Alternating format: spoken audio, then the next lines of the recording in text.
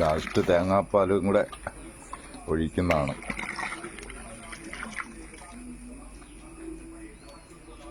ഇത് മറ്റേ കഷായം ഒഴിച്ച് കഴുകിയെടുക്കുക. മറ്റേ പാല് കഴുകിയെടുക്കുന്ന കൂട്ടി വേറെ ആ പാൽ ഒഴിക്കലല്ലേ, പാലൊഴിച്ച് ആ പാൽ അതിനകത്തും പാലുണ്ടല്ലോ. ഇതിനകത്തെന്ന് പറഞ്ഞാൽ തേങ്ങാപ്പാൽ, പശുവും പാല്, ആട്ടുംപാൽ, എരുമപ്പാല്.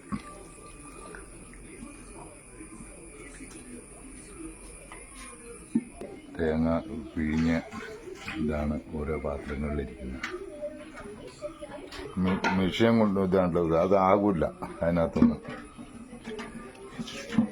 അതുകൊണ്ടു മരുന്നുകൾ ഓരോന്ന് പിഴിഞ്ഞ് എടുത്തതാണ്.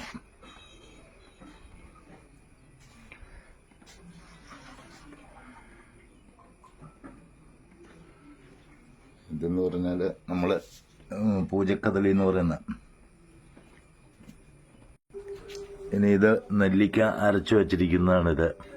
ഇനി ഇതും കൂടെ ചേർത്ത് കഴിഞ്ഞാൽ ഈ കൽക്കത്തിനുള്ള ആടുകെട്ടാപ്പാല. അന്ന് ഇതെന്ന് പറഞ്ഞാൽ നമുക്ക് ഈ തലയിൽ താരൻ, ചൊറിച്ചിൽ ഇതൊക്കെ ഉള്ളവർക്കും കൂടെ ഇത് ചേർന്ന് കഴിഞ്ഞാൽ വളരെ നല്ലതാണ്. പിന്നെ മുടിയുടെ കറുപ്പ് നിലനിൽക്കും. കൊഴിച്ചിൽ, താരൻ, ചെറിയ ചൊറിയുള്ളവർക്കൊക്കെ അതിഉത്തമമാണ്. അതാണ് ഈ എണ്ണയുടെ ഏറ്റവും വലിയ പ്രത്യേകത. മുടി വളർച്ച മാത്രമല്ല, അത് തലയുടെ മറ്റു രോഗങ്ങളും കൂടെ മാറ്റാനുള്ള കഴിവുണ്ട്.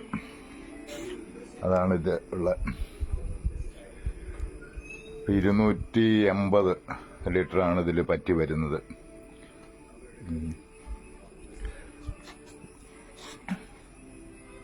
അതായത് നമ്മൾ 10 ലിറ്റർ എണ്ണ ഒഴിച്ചു കഴിഞ്ഞാൽ നമുക്ക് കിട്ടുക 4 ലിറ്ററാണ്. കാരണം ഇത് നമ്മളിപ്പോൾ ഇത്രയും ദിവസം നമ്മൾ പറ്റിച്ച് എടുക്കുന്നത്. അപ്പോൾ എന്ന് വെച്ചാൽ 20 ലിറ്റർ ഒഴിച്ചാൽ നമുക്ക് ഏറെക്കുറെ ഒരു 10 ലിറ്റർ, 9, 10 ചിലപ്പോൾ 11 കിട്ടാവാം. കാരണം വെച്ചാൽ ഇത്രയും പാലിന്റെ ഇതുള്ളതിൽ. അതാണ് അതിൻ്റെ ഒരു സത്യാവസ്ഥ.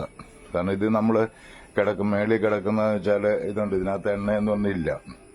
കാരണം അതെല്ലാം മരുന്നുകളാണ്. മരുന്നുകൾ കുടിച്ച് കിടന്ന് അത് കഴിഞ്ഞ് പറ്റി പോയിക്കൊണ്ടിരിക്കുക സൈഡ് വഴി ഇളക്കും തോറും.